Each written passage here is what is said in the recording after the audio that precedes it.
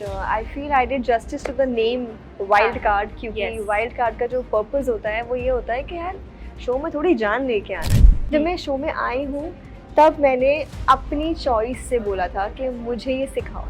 मैंने दूध भी निकाला, मुझसे गोबर उठवाओ, क्योंकि मैं नहीं चाहती कि मुझे लोग बोले तुमने ये नहीं किया, तुमने बोले। मैंने सब किया। जब वो मैंने लेटर्स पढ़े थे मुझे ऐसा लगा कि क्या हो गया यार, मुझसे ज़रूरी कोई और है नहीं आपकी लाइफ में। एंड आई रियली थिंक कि इन सबके पास बहुत कुछ था बोलने के लिए एक दूसरे के लिए, बट इन्होंने सेफ खेला, मेरे बारे में लिखा, क्योंकि अगर मेरे बारे में लिखेंगे तो फ़र्क नहीं पड़ेगा। नेवर से नेवर, बट अभी तक मेरी लिस्ट में नहीं है बिग बॉस, पर देखते हैं यार। कभी भी किसी चीज़ को मना नहीं करना चाहिए, क्योंकि कहते हैं जब आप जिस चीज़ को मना करते हैं ना वो चीज़ ज़रूर आपके साथ होती है। Hi, this is Myra and you are watching me on India Forums. Subscribe and hit the bell icon to never miss another update from India Forums. Hello Myra, welcome to India forums. Hello. कैसा लग रहा है wild card entry, इतना long journey, how are you feeling? So as a wild card, यार band बजा दी। मतलब wild card नहीं हो गया, आफत हो गई, but I feel I did justice to the name wild card, क्योंकि वाइल्ड कार्ड का जो पर्पस होता है वो ये होता है कि यार शो में थोड़ी जान लेके आना। क्यों होता है वाइल्ड कार्ड? कि आपने वो वाइल्ड पत्ता खेल दिया। एग्जैक्टली यही होता है कि शो में जब कुछ मिसिंग होता है तो वाइल्ड कार्ड की एंट्री होती है, और ये हर शो का फॉर्मेट होता है कि वाइल्ड कार्ड आता ही आता है।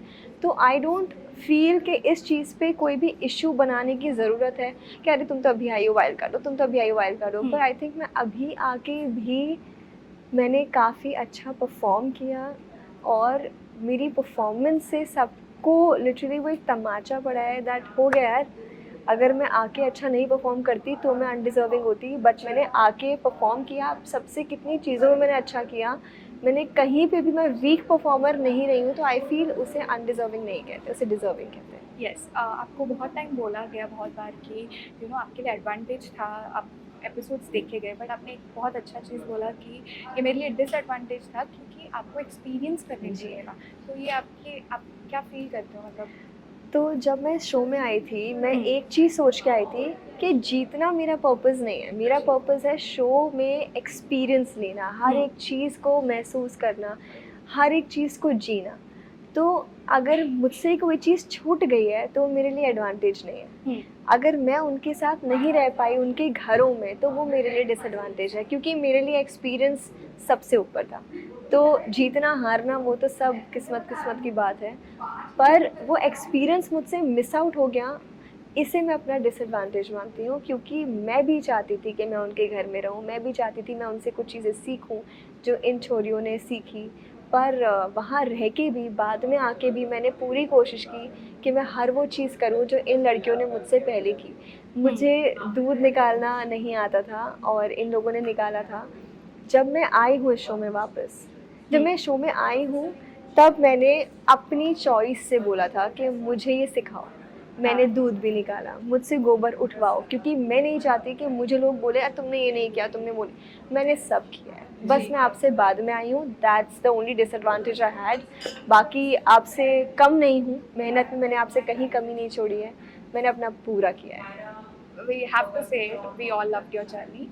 जब भी अभी तो Chhoriyan Chali Gaon almost nearing to the end, जब भी नाम लिया जाएगा तो एक ऐसा मोमेंट जो आप हमेशा याद करोगे, शो का नाम जब भी लेंगे तो एक ऐसा मोमेंट जो अनकंडीशनल लव मुझे मिला है छोरिया चली गाँव से, उन गाँव वालों से, मतलब दैट वाज अनरियल। क्योंकि वो प्यार शहर में मिलना बहुत मुश्किल है, अपने घर वालों के अलावा आपको वो प्यार कोई नहीं दे सकता। और द फैक्ट दैट वो लोग सब अननोन लोग थे, उन्हें हम नहीं जानते थे, स्टिल उन्होंने हमें हमारे माँ बाप की तरह प्यार दिया, हमें अपना समझा, हमारे लिए हर सेकंड खड़े रहे। तो मुझे वो प्यार मुझे बहुत याद आएगी उस प्यार की। और ऐसी ऐसी चीज़ें करवाई यार इस शो ने हमसे कि थैंक यू सो मच, आपने हमें ये सब एक्सपीरियंस कराया।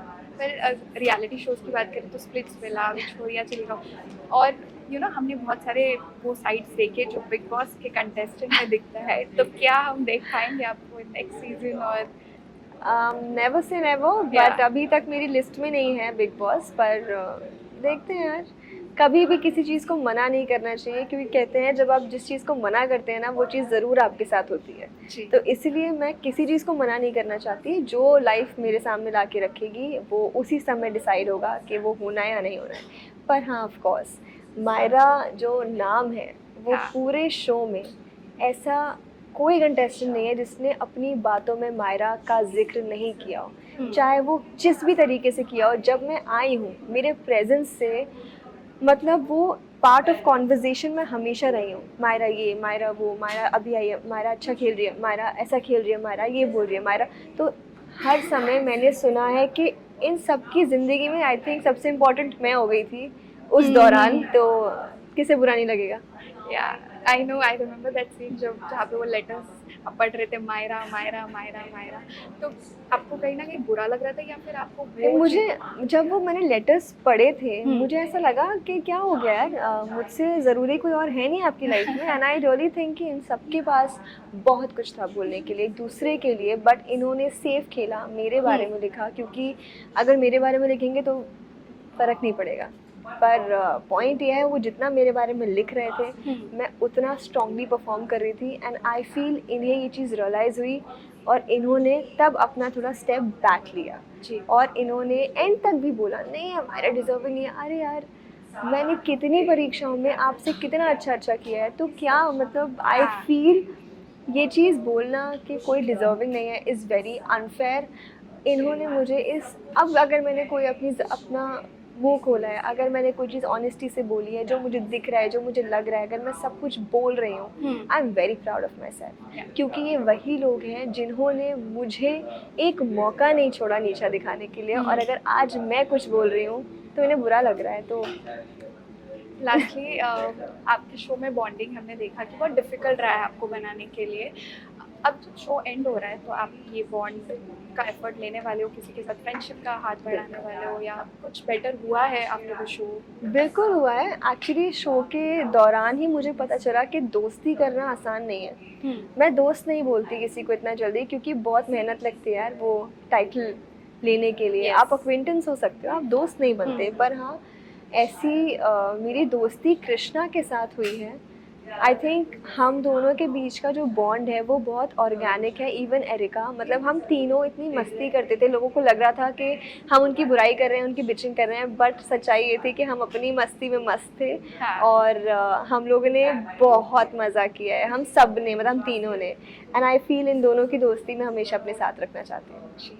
Thank you so much Myra for giving your time. All the very best.